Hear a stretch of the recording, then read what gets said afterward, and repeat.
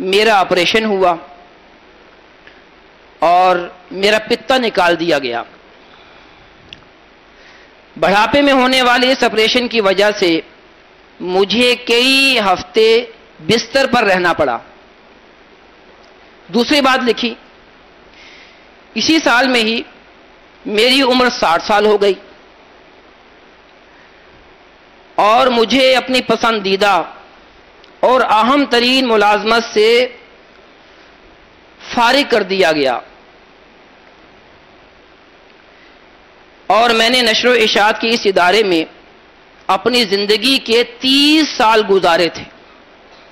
تیسری بات لکھی کہ اسی سال مجھے اپنے والد صاحب کی وفات کا صدمہ بھی اٹھانا پڑا، اور چوتھی بات یوں تحریر کی کہ اسی سال میرا بیٹا اپنے میڈیکل کے امتحان میں فیل ہو گیا، اور اس کی وجہ یہ بنی کہ اس کی کار کا حادثہ تھا جس سے وہ زخمی ہو گیا اور کئی ماہ تک پلستر کرا کر اپنے بستر پر رہا۔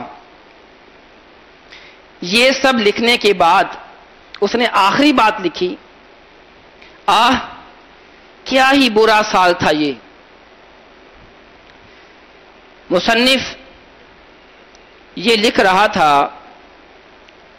تو اس کے بچوں کی امی کمرے میں داخل ہوئیں، دیکھا کہ وہ مصنف غمزدہ چہرہ لیے خلا کے اندر گھور رہا ہے، بڑا افسردہ ہے۔ اس نے جب کاغذ پر نظر ڈالی تو یہ سب لکھا ہوا تھا۔ اب وہ باہر گئی اور تھوڑی دیر کے بعد ایک کاغذ لے کر، ایک صفحہ لے کر اندر داخل ہوئی، اور اس نے وہ صفحہ اس کے آگے رکھ دیا۔ اس پر کیا لکھا تھا کہ اس گزشتہ سال آخر کار مجھے پتے کے درد سے نجات مل گئی، اور برسوں سے جو میں تکلیف اٹھا رہا تھا وہ ختم ہو گئی۔ دوسری بات، میں اپنی پوری صحت مندی اور سلامتی کے ساتھ اپنی زندگی کے 60 سال مکمل میں نے کر لیے، اور مجھے عزت کے ساتھ ملازمت سے ریٹائرمنٹ مل گئی، اور میں نے یکسوئی کے ساتھ اپنے لکھنے پر توجہ دینا شروع کر دی۔ تیسری بات لکھی تھی، اسی سال ہی میرے والد صاحب 85 سال کی عمر میں بغیر کسی تکلیف کے اور کسی بڑی بیماری کے وفات پا گئے۔ اور چوتھی بات یہ لکھی تھی کہ اسی سال اللہ تعالیٰ نے میرے بیٹے کو نئی زندگی عطا کی، اور ایسا حادثہ جس کے اندر فولادی کار بھی تباہ ہو گئی، میرا بیٹا محفوظ رہا اور اسے کسی قسم کی معذوری نہیں ہوئی۔ آخر کار سب سے نیچے یہ لکھا ہوا تھا کہ واہ ایسا سال جسے اللہ تعالیٰ نے میرے لیے رحمت بنا دیا۔ میٹھے میٹھے اسلامی بھائیوں، بالکل اسی طرح جو کچھ پچھلے سال ہمارے ساتھ گزرا، اس کو اگر ہم مثبت سوچ کے ساتھ، اچھی سوچ کے ساتھ سامنے رکھیں گے تو اللہ تعالیٰ کی نعمتوں پر شکر کرنے پر مجبور ہو جائیں گے، اور الحمدللہ رب العالمین یہ کلمات ہماری زبان سے جاری ہو جائیں گے۔ اور واقعی جو اپنی مثبت سوچ بناتے ہیں ان کے تو وارے ہی نیارے ہیں، اور جو اپنی مثبت سوچ نہیں رکھتے، منفی سوچ رکھتے ہیں، ان کے بارے میں اللہ تعالی عز و جل ایسے لوگوں کو ناپسند فرماتا ہے۔ سورۃ النمل کی آیت نمبر 73 میں اللہ تعالیٰ ارشاد فرماتا ہے وَإِنَّ رَبَّكَ لَذُو فَضْلٍ عَلَى النَّاسِ وَلَكِنَّ أَكْثَرَهُمْ لَا يَشْكُرُونَ۔ ترجمہ کنز الایمان، اور بے شک تیرا رب فضل والا آدمیوں پر، لیکن اکثر آدمی حق نہیں مانتے یعنی شکر گزاری نہیں کرتے۔ میٹھے میٹھے اسلامی بھائیوں، سوچ کتنی اہم ہے، یعنی مثبت سوچ رکھنا کتنی اہم ہے۔ آئیے بخاری شریف کی ایک حدیث پاک سنتے ہیں، اور یہ حدیث قدسی ہے، یعنی اللہ تعالیٰ عز و جل ارشاد فرماتا ہے، ہمارے پیارے آقا صلی اللہ علیہ وسلم نے فرمایا کہ اللہ تعالیٰ ارشاد فرماتا ہے، انا عند ظن عبدی بی، میں اپنے بندے کے ساتھ ویسا ہی معاملہ کرتا ہوں جیسا وہ مجھ سے گمان رکھتا ہے۔ وَأَنَا مَعَهُ إِذَا ذَكَرَنِي، میں اس کے ساتھ ہوتا ہوں جب وہ مجھے یاد کرتا ہے۔ وَإِن ذَكَرَنِي فِي نَفْسِهِ ذَكَرْتُهُ فِي نَفْسِي، اور اگر وہ مجھے خلوت میں یاد کرتا ہے، اپنے جی میں یاد کرتا ہے، تو میں بھی اسے خلوت میں یاد کرتا ہوں۔ کیسی پیاری حدیث پاک ہے۔ مزید فرمایا وَإِن ذَكَرَنِي فِي مَلَئٍ ذَكَرْتُهُ فِي مَلَئٍ خَيْرٍ مِّنْهُمْ، اگر وہ جلوت میں یاد کرتا ہے، لوگوں میں یاد کرتا ہے، مجلس میں یاد کرتا ہے، تو میں اسے بہتر مجلس میں اس کا ذکر کرتا ہوں۔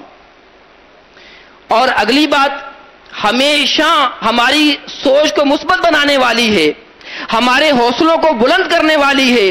ارشاد فرمایا وَإِن تَقَرَّبَ إِلَيَّ بِشِبْرٍ تَقَرَّبْتُ إِلَيْهِ ذِرَاعًا، یعنی وہ میری جانب ایک بالشت آگے بڑھتا ہے تو میری رحمت اس کی طرف ایک ہاتھ بڑھتی ہے۔ وَإِن تَقَرَّبَ إِلَيَّ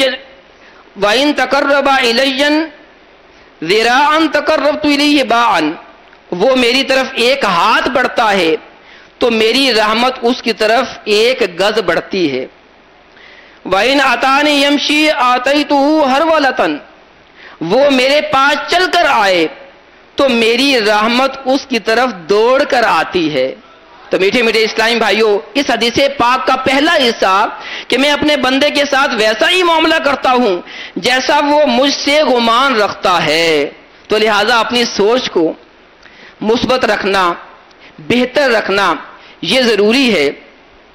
انسانی فطرت کے دو رویے ہو سکتے ہیں، دو سوچیں ہو سکتی ہیں۔ وہ چاہے تو ایک واقعے کے اندر مثبت پہلو بھی لے سکتا ہے، چاہے تو اس کے منفی پہلو بھی لے سکتا ہے، لیکن جو مثبت پہلو لینے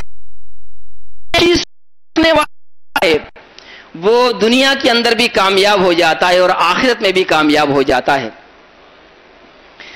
مثبت سوچ والے لوگ چھوٹی چھوٹی خوشیوں کو بھی بھرپور انداز سے انجوائے کرتے ہیں، اس سے مزید ان کی خوشی میں اضافہ ہو جاتا ہے، جبکہ منفی سوچ رکھنے والے لوگوں کو بڑی بڑی خوشیاں بھی مطمئن نہیں کر سکتی۔ منفی سوچ والے لوگوں کی نظر ہمیشہ روشن پہلوؤں پر مرکوز ہوتی ہے، جبکہ منفی سوچ والے لوگ روشنی میں بھی اندھیرے کے متلاشی ہوتے ہیں۔ مثبت سوچ والے لوگوں کو معاشرے میں عزت کی نگاہ سے دیکھا جاتا ہے، لوگ انہیں خوش آمدید کہتے ہیں، ان کے آنے پر خوش ہو جاتے ہیں، اور یہ لوگ اپنے ارد گرد کے لوگوں کے غموں کو دور کرتے ہیں، جبکہ منفی سوچ والے لوگ معاشرے سے کٹ کر تنہائی کا شکار ہو جاتے ہیں، لوگ ان سے کترا کر گزر جاتے ہیں، ان کا کوئی دوست نہیں ہوتا، ان سے کوئی محبت کرنے والا نہیں ہوتا۔ منفی سوچ والے لوگ دنیا کے اندر بھی ناکام ہو جاتے ہیں اور آخرت میں ان کو کوئی بہت بڑی کامیابی ملے یہ مشکل ہے۔ میٹھے میٹھے اسلامی بھائیوں، آئیے ہم ذہن بنا لیں کہ ہم نے اپنی سوچ کو مثبت بنانا ہے اور کسی بھی واقعے کے، کسی بھی ہونے والے معاملے میں مثبت پہلوؤں کو تلاش کرنا ہے۔ حضرت عیسیٰ علیہ نبینا و علیہ الصلوۃ والسلام اپنے حواریوں کے ساتھ ایک جگہ سے گزر رہے تھے۔ اس روایت کو میرے شیخ طریقت امیر اہل سنت حضرت علامہ مولانا ابو بلال محمد الیاس عطار قادری رضوی ضیائی دامت برکاتہ العالیہ نے اپنی مشہور کتاب غیبت کی تباہ کاریوں میں نقل فرمایا ہے کہ حضرت مالک بن دینار رحمۃ اللہ حضرت عیسیٰ علیہ نبینا و علیہ الصلوۃ جگہ سے اپنے حواریوں کے ساتھ گزر رہے تھے۔ وہاں کیا دیکھا کہ ایک کتا مرا ہوا ہے. حواریوں نے کہا یہ کتا کس قدر بدبودار ہے. علیہ الصلوۃ والسلام نے جب ان کی یہ بات سنی تو سمجھانے کے لیے ارشاد فرمایا دیکھو اس کے دانت کتنے سفید ہیں. اللہ اکبر. دیکھیے اللہ والوں کی سوچ کتنی مثبت ہوا کرتی تھی, اللہ والوں کی سوچ کتنی اچھی ہوا کرتی تھی کہ اللہ والے ہر واقعے ہر بات میں اچھا پہلو تلاش کر لیا کرتے ہیں. لہذا ہمیں بھی اچھی سوچ والا مثبت ذہن والا ہونا چاہیے اور منفی سوچ کو اپنے قریب نہیں آنے دینا چاہیے. اگر کسی مضمون کے اندر کمزوری آ جائے تو ہمیں پریشان نہیں ہو جانا چاہیے. عمومی طور پر جب کوئی نعمت چھن جاتی ہے تو انسان پریشان ہو جاتا ہے اور دیگر جو بہت ساری نعمتیں اس کو ملی ہوئی ہوتی ہیں وہ اس کو صرف نظر کر دیتا ہے.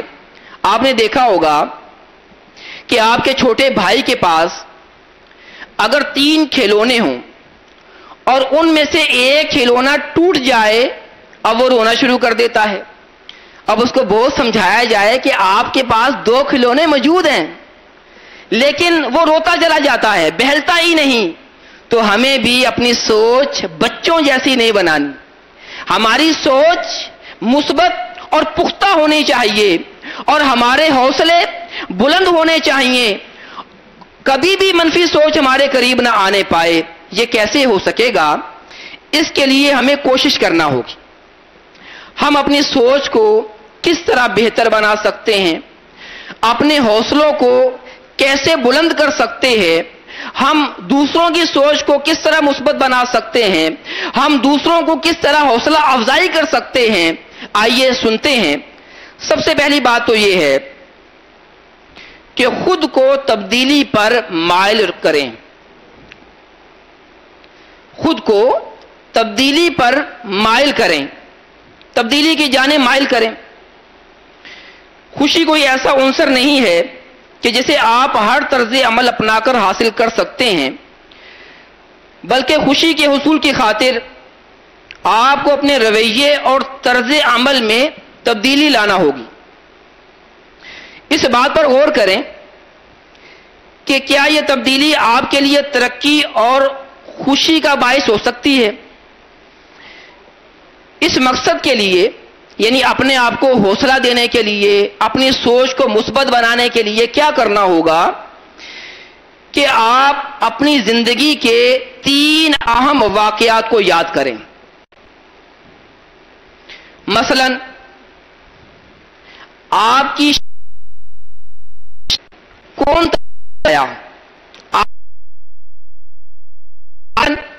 جامعۃ المدینہ میں داخلے کا کون باعث بنا, اس لمحے کو یاد کریں جب آپ نے جامعۃ المدینہ میں داخلہ لیا تھا. اسی طرح اپنے کسی ایسے دوست کی ملاقات کو یاد کریں جو کافی عرصے کے بعد آپ سے ملا ہو. اسی طرح آپ اگر کسی ایسے مقام پر گئے ہوں جہاں پر جا کر خوشی حاصل ہوئی ہو اس کو یاد کریں.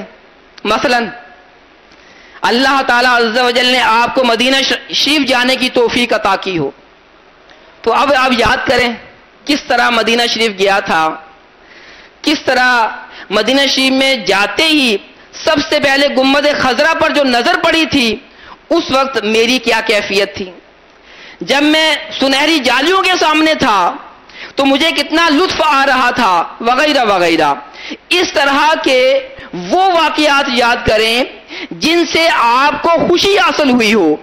بعض یوں بھی ہو سکتا ہے کہ اللہ تعالی عز و جل نے آپ پر کرم کیا اور آپ کے گھر میں ایک مدنی منا تشریف لے آیا, آپ کے بھائی پیدا ہوئے, یہ بھی خوشی کا موقع ہوتا ہے.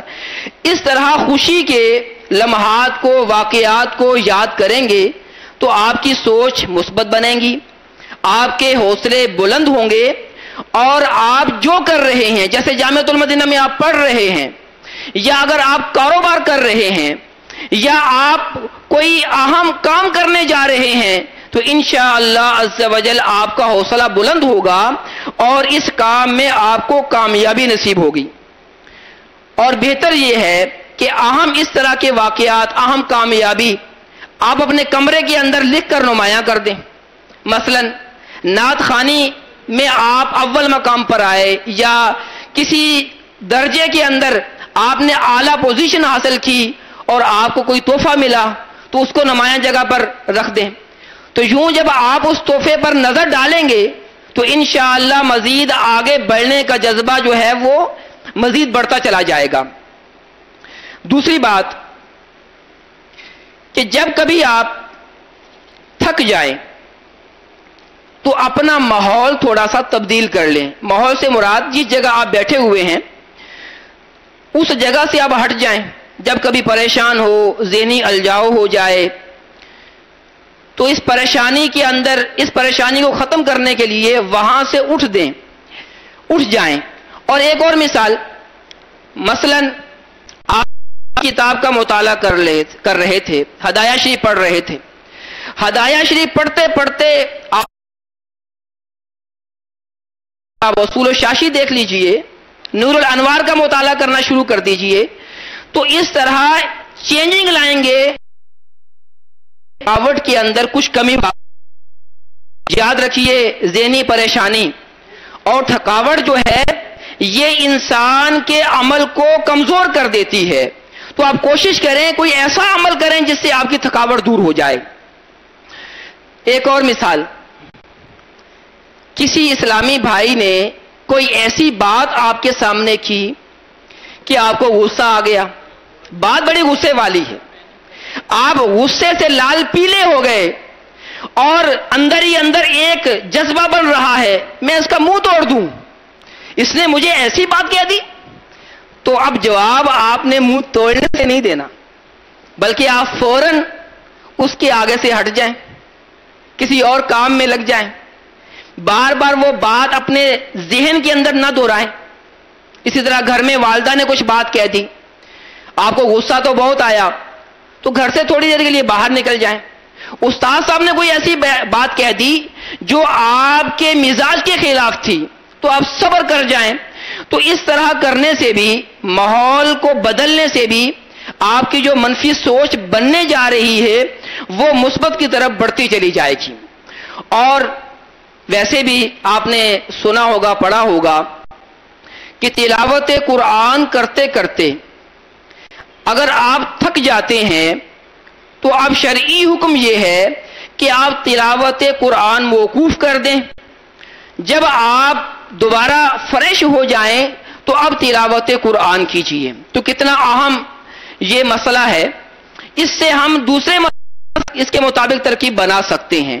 تو اگر ہم چاہیں تو اپنی تکلیف، اپنی پریشانی، اپنے ذہنی الجاؤ کو اس طرح دور کر سکتے ہیں. یاد رکھیں ایسی چیزیں ہیں عمل میں کمی واقع ہو سکتی ہے، ہم جو کرنے جا رہے ہیں اس کی آ سکتی. اور تھکن اور بھوک، تھکن اور بھوک دو ایسی چیزیں ہیں کہ اگر زیادہ بھوک لگ رہی ہو تب بھی پڑھنے کو دل نہیں کرے گا. اگر کوئی جاب کرتا ہے تو کام کرنے کو دل نہیں کرے گا، دکانداری کرتا ہے دکانداری کرنے کو دل نہیں کرے گا. تو بھوک کا علاج یہی ہے کہ آپ کھانا کھا لیں، کوئی چیز کھا لیں. اسی طرح آپ جامعۃ المدینہ میں آئے، آج ناشتہ بھی نہیں کیا گھر سے اور بیٹھ رہا ہوں اور جناب پیٹ تو کچھ صدائیں بلند کر رہا ہے، پڑھائی پہ بالکل ہی دل نہیں لگ رہا. تو کوئی چیز خرید لیجئے، کسی کے ذریعے کھا لیجئے. اور جب کوئی چیز کھائیں تو پھر وہ لمٹ میں ہونی چاہیے. ہم کھاتے ہیں تو کھاتے چلے جاتے ہیں اور پھر جب بدہضمی ہوتی ہے تو پھر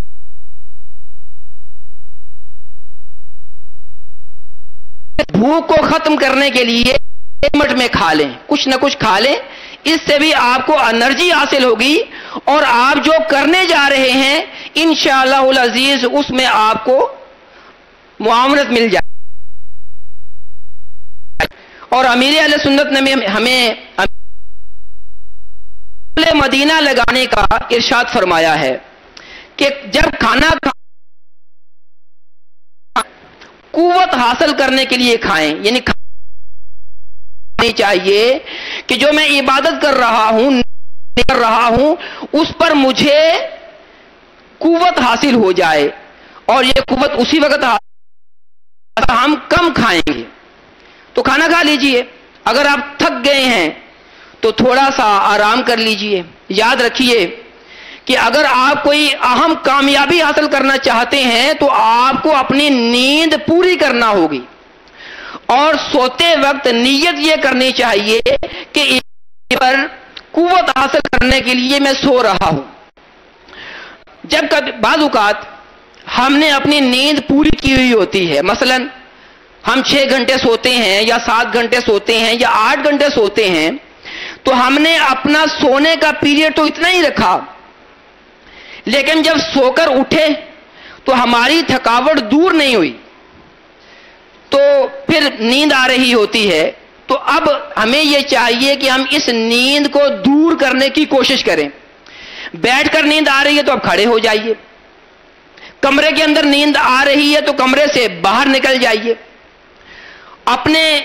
اپنے آپ کو کسی ایسے کام میں مشغول کر لیں جس میں آپ کا دل لگتا ہو. جی ہاں، سنا ہوگا، ہو سکتا ہے دیکھا ہو بچپن میں، مائی ہابی جو ہے مشغلہ. ہابی کیا ہوتا ہے، مشغلہ کیا ہوتا ہے؟ تو اس کی تعریف کچھ یوں بیان کی جاتی ہے کہ ہابی وہ چیز ہوتی ہے، مشغلہ وہ ہوتا ہے کہ جس کے اندر ہم مصروف ہوں تو وقت گزرنے کا پتہ ہی نہ چلے. پہلے لوگوں کا، بچوں کا مختلف مشاغل ہوا کرتے تھے، مثلا پرانی ٹکٹیں جمع کرنا. بعض کا ہوتا تھا کہ مختلف کتابیں جمع کرنا. اور آج کل ہمارے مشغلے بدل گئے.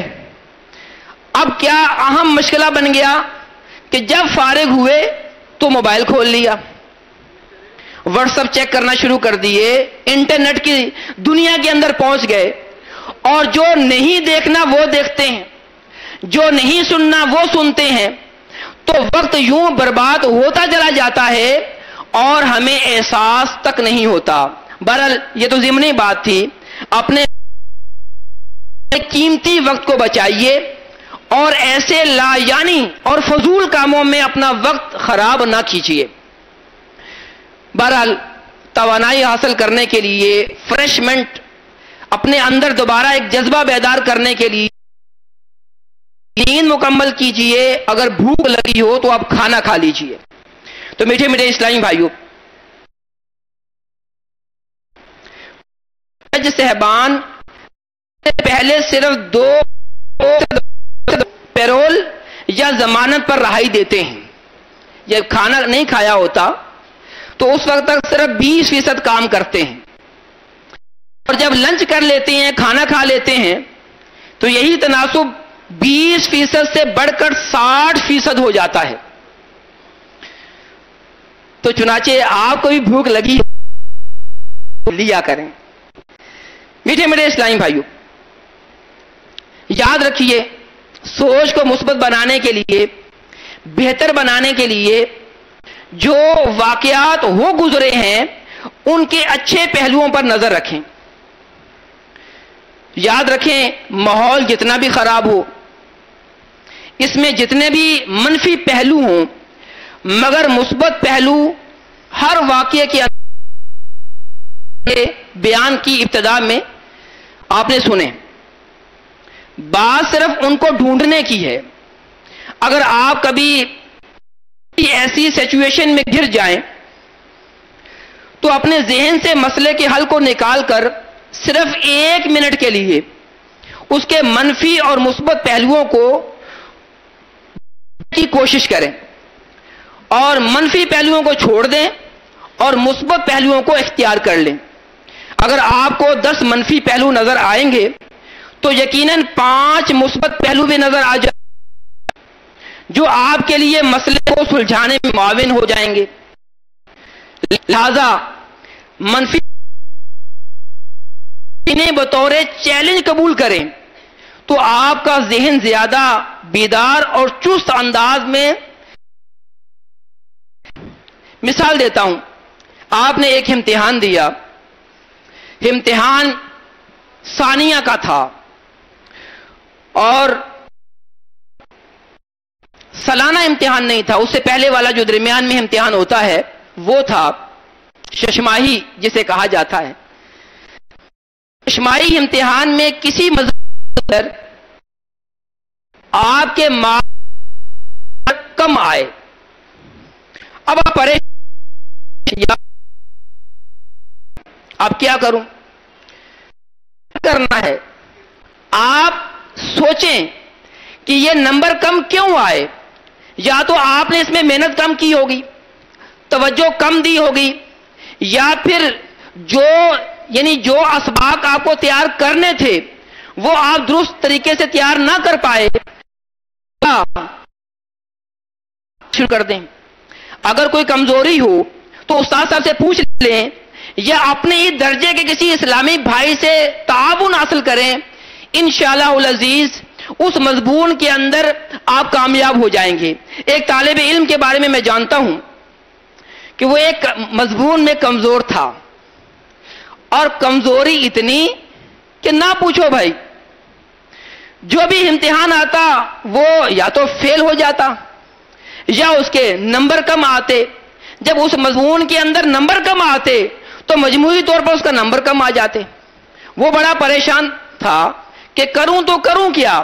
ایک سال گزرا, دوسرا سال گزرا, تیسرے سال اس نے اپنے ایک دوست کے ساتھ یہ مشورہ کیا کہ یار اس مضمون کے اندر کمزوری ہے, یہ کمزوری میں کیسے دور کروں. تو ان دونوں نے یہ فیصلہ کر لیا کہ سال کے شروع سے ہی اس پر توجہ دینی ہے. اب انہوں نے سال کے شروع سے ہی اس پر توجہ دینا شروع کر دی, اور وہ نوجوان 3 سال اس مضمون کے اندر کمزور آ رہا تھا, اب وہ اس کا اتنا ایکسپرٹ ہو گیا کہ طلبہ اس کے پاس آ کے وہ مضمون پڑھا کرتے تھے. تو یہ ہے مثبت سوچ, اور جو منفی معاملہ ہے اس کو کس طرح مثبت بنانا ہے اس کے لیے کوشش. تو اگر ہم کوشش کریں گے, اس کا کمزوری کا حل تلاش کر کے اس کمزوری کو دور کرنے کی طرف آئیں گے, تو انشاءاللہ وہ کمزوری ایسے دور ہوگی اب بھی حیران رہ جائیں گے, ارے میں ہی وہ ہوں. 1 سال 2 سال 3 سال اس مضمون میں فیل یا کمزور آتا رہا, اور اب میرے پاس اسلامی بھائی پڑھنے کے لیے آتے ہیں. پھر آپ کو جو خوشی ہوگی تو یہ آپ پریکٹیکل کریں گے تو ہی آپ محسوس کر سکیں گے کہ خوشی ایسی چیز ہے کہ جو محسوس کی جا سکتی ہے, کما حقوق بیان نہیں کی جا سکتی. اسی طرح یہی حال غمی کا ہے, یعنی آپ کے غم کا علاج آپ کے پاس ہے, تو آپ اس علاج کو تلاش کیجئے اور پھر اس علاج کو اختیار کیجئے, یعنی اس بیماری کا علاج کیجئے. انشاءاللہ عز و جل وہ کمزوری, وہ بیماری, وہ معاملہ بہتر انداز سے حل ہو جائے گا. تو منفی اور مثبت پہلو پر نظر رکھیں, منفی معاملات بھی دیکھیں, مثبت بھی دیکھیں. منفی معاملات کو کم کرتے چلے جائیں, مثبت اختیار کرتے چلے جائیں, تو انشاءاللہ عز و جل آپ کے قدم جو ہیں, کامیابی آپ کے قدم ضرور چومے گی. گفتگو کا صحیح مشورہ کسی صحیح آدمی سے کرنا. دیکھیں, اپنی سوچوں کو مثبت بنانے کے لیے ہماری صحبت بھی مثبت لوگوں کے ساتھ ہونی چاہیے. اگر ہم چاہتے ہیں کہ ہم لائق ہو جائیں تو لائق سے ہی لائق کی صحبت اختیار کر لیں. صحبت مؤثرہ کہ صحبت ہے وہ اثر انداز ہوتی ہے. آپ نے دیکھا ہوگا کہ جب آپ کی والدہ پیاز کاٹ رہی ہوتی ہے اور آپ کے قریب ہی پیاز کاٹے, آپ کی آنکھوں سے آتے ہیں, آپ ایک دم بولتے ہوں گے, امی میرے پاس بیٹھ کر प्याज काट रही हैं, आप वही काट लेती बहरहाल, या आप वहां से उठ जाएंगे। तो जब प्याज का इतना असर होता है कि हमारी आंखों से आंसू जारी हो जाते हैं, हमें परेशानी का सामना करना पड़ता है, तो बुरा आदमी जो है, बुरा दोस्त जो है, उसके असरात हम पर क्यों नहीं मुरत्तब होंगे? यकीनन मुरत्तब होंगे। तो लिहाजा अगर हम चाहते हैं कि हमारी सोच मुस्बत हो जाए, तो फिर हमें मुस्बत सोच वालों की सोहबत इख्तियार करना होगी और मुस्बत सोच वालों से मशवरा करना होगा। हम ज्यादातर अपने मसले बहनों भाइयों और दोस्तों से ही डिस्कस करते हैं और हर मसले में यानी चंद ही लोगों से मशवरा करते हैं। कभी ऐसा भी हो कि हम किसी और से मशवरा करें और उनसे मशवरा करके अपने मसले का हल तलाश करें, तो यकीनन अगर हम अच्छे लोगों की सोबत में बैठकर उनसे अपना मसला डिस्कस करेंगे तो वो हमें अच्छा ही हल बताएंगे। तो नियत कर लें कि इंशाअल्लाह अज़्ज़ा वजल हमने अपनी सोबत को भी मुस्बत लोगों के सोबत इख्तियार करनी है। आपने वो शेर सुना होगा कि साले तुरा साले कुनद, ताले तुरा ताले कुनद, कि नेक बंदे की सोबत तुम्हें नेक बना देगी और बुरे बंदे की सोबत तुम्हें बुरा बना देगी। और आज क्योंकि सोच हमारा बयान का मौजू है, तो मुस्बत आदमी की सोबत आपको मुस्बत सोच वाला बना देगी और मनफी सोच वाले आदमी की सोबत आपको मनफी सोच वाला बना देगी। तो लिहाजा अपनी सोबत पर नजर दौड़ाइए और अपनी सोबत को अच्छा कीजिए। इंशाअल्लाह आप देखेंगे कि आपके अंदर एक बेहतर तब्दीली आना शुरू हो जाएगी। और याद रखिए कि बाज़ औक़ात हम किसी परेशानी को अपने ऊपर सवार कर लेते हैं। परेशानी आती है तो इतना परेशान हो जाते हैं कि हमें कुछ सुझाई नहीं देता। तो मीठे मीठे इस्लामी भाइयों, परेशानी एक ऐसी चीज है, तकलीफ एक ऐसी चीज है कि जो हमारी जिंदगी का लाजमी जुज है, ये तो आनी ही है, तो हमें पहले से उसकी तैयारी करनी चाहिए। मसलन आप मोटरसाइकिल पर सवारी कर रहे हैं और एक ऐसे रास्ते पर आप जा रहे हैं कि जो रास्ता आपने नहीं देखा है कि इस रास्ते में कितने जंप आते हैं, तो लिहाजा आपकी रफ्तार कम होगी। अगर आप अक्लमंद हैं तो आपकी रफ्तार कम होगी और आप आहिस्ता आहिस्ता अपनी मोटरसाइकिल को चलाएंगे। क्यों? कि आपके इल्म में नहीं है कि किसी वक्त भी कोई जंप आ सकता है। अगर रफ्तार ज्यादा हुई तो आप उस जंप के आने पर आपकी गाड़ी गिर सकती है, आपको चोट लग सकती है। तो लिहाजा ऐसे रास्ते पर आप आहिस्ता गाड़ी चलाएंगे और अक्लमंदी का तकाजा भी यही है। और अगर आप किसी ऐसे रास्ते को जानते हैं जिसके अंदर आपको मालूम है कि कब कब जंप आता है, तो आपकी रफ्तार कदरे तेज हो सकती है, क्योंकि आपको मालूम है कि जंप कब आएगा। जब आएगा तो आप अपनी रफ्तार को आहिस्ता कर लेंगे। इसी तरह आप मिसाल के तौर पर जामिअतुल मदीना में पढ़ रहे हैं, तो आप मालूमात करें कि वो कौन से अवामिल हैं, वो कौन सी बातें हैं जिसकी वजह से तलबा छोड़कर चले जाते हैं। आप पहले से ही अपने आप को उन मामलात के बारे में सेव करने की कोशिश करें। इंशाअल्लाह अज़्ज़ा वजल ऐसा करेंगे तो अल्लाह ताला अज़्ज़ा वजल आपको इस्तिकामत अता फरमाएगा। आपने हो सकता है कि ऐसा आदमी देखा हो कि जो किसी इमारत के पास खड़े होकर कहे कि एक दिन आएगा कि जब ये इमारत मेरी होगी। आपने किसी तालिबे इल्म को यह कहते सुना होगा, एक वक्त आएगा जब मैं मदनी बन जाऊंगा। हो सकता है कि आपने किसी तालिबे इल्म को देखा हो, वो कह रहा हो कि मैं मुफ्ती इस्लाम बन जाऊंगा। जी हां, आप आलिम दीन बन सकते हैं, आप मदनी हो सकते हैं, आप मुफ्ती इस्लाम बन सकते हैं कि जब आप अपनी सोच को मुस्बत बना लेंगे और इस्तिकामत इख्तियार करेंगे। इंशाअल्लाह अज़्ज़ा वजल ہر اعلیٰ مقاصد کو حاصل کرنے میں آپ کامیاب ہو جائیں گے۔ اللہ تعالیٰ عز و جل ہماری سوچوں کو مثبت بنائے، منفی سوچوں کو دور کرے۔ الحمدللہ عز و جل دعوت اسلامی کے مدنی ماحول سے وابستہ ہو جائیں گے تو ہماری سوچیں بھی مثبت بن جائیں گی، ہماری دنیا بھی اچھی ہو جائے گی، ہماری آخرت بھی اچھی ہو جائے گی۔ اللہ تعالیٰ عز و جل ہم سب کو عمل کرنے کی توفیق عطا فرمائے، آمین بجاہ النبی الامین صلی اللہ تعالی علیہ وآلہ وسلم۔ صلو علی الحبیب صلی اللہ تعالی علی محمد۔ میں مبلغ بنوں سنتوں کا، خوب چرچا کروں سنتوں کا، ہو کرم بحر خاک مدینہ